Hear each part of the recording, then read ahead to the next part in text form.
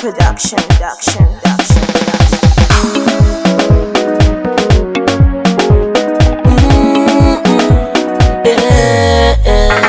Bueno, Colomoga gogo saheru ene giseo.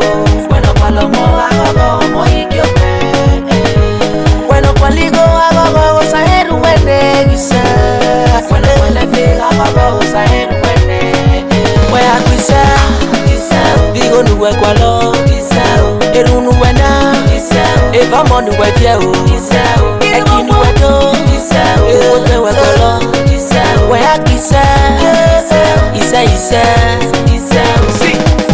Isi sagbeneru wa mage giviedo he. Emi nuwe gwaloni gagogo tunane. Ruda tesu kweka. Tiye bale kweka. Agi miemi ne igio same.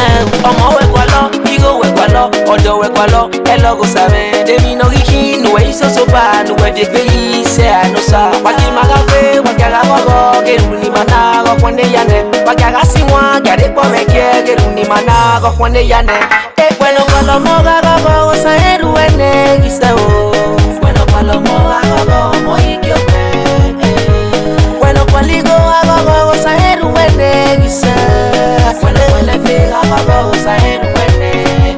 Wea giseo, digo nuwe kwalo giseo. Eru nuwe na giseo. Eva mo nuwe fieo giseo. Eki nuwe do giseo. Ukwepe we kwalo giseo. Wea giseo.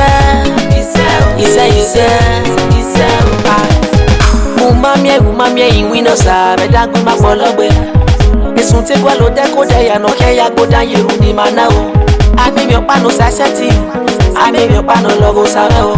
O same ti gbe opologbe o me to an gbe. Dodo we gwa lo, omo we gwa lo, ebe we gwa lo, bewe bonu we je.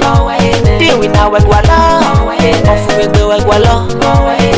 Wega yayi, oga dunanu ise.